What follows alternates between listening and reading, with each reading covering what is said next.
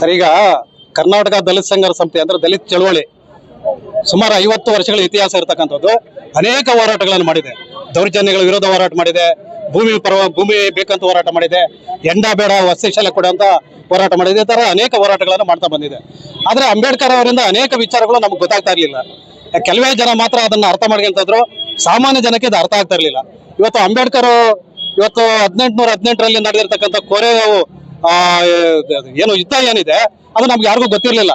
Ambedkar London ನಲ್ಲಿ ಓದ್ತಿರ್ಬೇಕಾದ್ರೆ ಅವರು study ಮಾಡೋ ಲೈಬ್ರರಿನಲ್ಲಿ ಸಿಕ್ಕಿರ್ತಕ್ಕಂಥ ಮಾಹಿತಿಯನ್ನ ತಗೊಂಡು ಈ ಒಂದು ಭೀಮಾ ಕೋರೆಗಾಂವ್ ಬಂದು ಅಲ್ಲಿ ಈ ಒಂದು ಸ್ತೂಪನ ಕಂಡಿಡಿದು ಅಲ್ಲಿ ದೊಡ್ಡ ಕಾರ್ಯಕ್ರಮ ಮಾಡೋದ್ರ ಮುಖಾಂತರ ಇವತ್ತು ದಲಿತರನ್ನ, ಹಿಂದುಳಿದ ವರ್ಗಗಳನ್ನ ಎಚ್ಚರಿಸತಕ್ಕಂಥ ಕೆಲಸ ಇವತ್ತು ಮಾಡಿದ್ದಾರೆ. ಇವತ್ತು ಈ ಮುಖಾಂತರ ಏನು ಸ್ವಾಭಿಮಾನಕ್ಕಾಗಿ ಹೋರಾಟ ಮಾಡಿರ್ತಕ್ಕಂಥ ಮಹಾ ರೆಜಿಮೆಂಟ್ ಏನಿತ್ತು, ಅವರು ಸ್ವಾಭಿಮಾನಕ್ಕಾಗಿ ಹೋರಾಟ ಮಾಡಿ ಅವರು ಪ್ರಾಣವನ್ನ ಕಳ್ಕೊಂಡಿರ್ತಕ್ಕಂಥದ್ದು. ಅಂತ ಒಂದು ಕಾರ್ಯಕ್ರಮವನ್ನ, ಅಂತ ಒಂದು ವಿಚಾರವನ್ನ ಅಂಬೇಡ್ಕರ್ ಅವರು ನಮಗೆ ಕೊಟ್ಟಿದ್ದಾರೆ. ಆ ವಿಚಾರವನ್ನ ಇವತ್ತು ನಾವು ಸಾಮಾನ್ಯ ಜನಕ್ಕೆ ಕೊಡ್ಬೇಕಾಗಿದೆ, ಹಳ್ಳಿಗೆ ತಗೊಂಡು ಹೋಗ್ಬೇಕಾಗಿದೆ. ಇದು ಕೂಡ ಒಂದು ದಲಿತ ಸಂಘರ್ಷ ಸಮಿತಿಯ ಒಂದು ಚಳವಳಿಯ ಒಂದು ಭಾಗವಾಗಿದೆ ಅಂತ ನಾನು ಹೇಳೋದಕ್ಕೆ ಇಷ್ಟಪಡ್ತಾ ಇದ್ದೀನಿ ಸರ್. ಇದ್ರ ಮುಖಾಂತರ ದಲಿತ ಚಳವಳಿ ಇನ್ನೂ ಹೆಚ್ಚಾಗಿ ಬೆಳೆಯೋದಕ್ಕೆ ಕೂಡ ಅವಕಾಶ ಇದೆ. ವಿಚಾರದ ಬಗ್ಗೆ ಮಾತಾಡೋದಕ್ಕಾಗಿ ಉಪನ್ಯಾಸಕರಾದಂತಹ ಚಂದ್ರಶೇಖರ್ ಅವರಿದ್ರು, ಹಾಗೇನೆ ನಮ್ಮ ನೆಚ್ಚಿನ ಪ್ರೊಫೆಸರ್ ಕೋಡಿ ರಂಗಪ್ಪ ಸರ್ ಅವರಿದ್ರು. ಅನೇಕ ವಿಚಾರಗಳ ಬಗ್ಗೆ ಮಾತನಾಡಿದ್ದಾರೆ.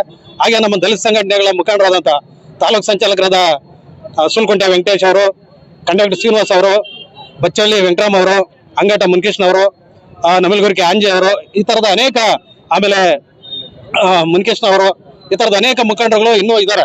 ಅವರೆಲ್ಲರಿಗೂ ಹೆಸರುಗಳು ಹೇಳೋದಕ್ಕೆ ಆಗೋದಿಲ್ಲ. ಈ ತರದ ಎಲ್ಲ ಶ್ರಮ ಪಟ್ಟು ಇವತ್ತು ಈ ಕಾರ್ಯಕ್ರಮವನ್ನು ಯಶಸ್ವಿಯಾಗಿ ಸಹಕರಿಸಿದ್ದಾರೆ. ಅವರೆಲ್ಲರೂ ಕೂಡ ನಾನು ಧನ್ಯವಾದಗಳನ್ನು ಹೇಳ್ತಾ ಇದ್ದೀನಿ. ಇವತ್ತು ಕೋರೆಗಾಂವ್ ವಿಜಯೋತ್ಸವ ಮಾಡಿರ್ತಕ್ಕಂಥದ್ದು ಈ ದಲಿತರಿಗಾಗಿ, ಹಿಂದುಳಿದ ಶೋಷಿತ ವರ್ಗಗಳಿಗಾಗಿ ಅಂಬೇಡ್ಕರ್ ಒಂದು ಮಾರ್ಗವನ್ನು ಹಾಕೊಟ್ಟಿದ್ದಾರೆ. ಆ ಮಾರ್ಗದ ಮುಖಾಂತರ ಎಲ್ಲ ದಲಿತರು, ಎಲ್ಲ ಶೋಷಿತ ವರ್ಗಗಳು ಬರ್ಬೇಕಂತ ಹೇಳಿ ನಾನು ಒಂದು ಸಂದೇಶವನ್ನು ಕೊಡೋದಕ್ಕೆ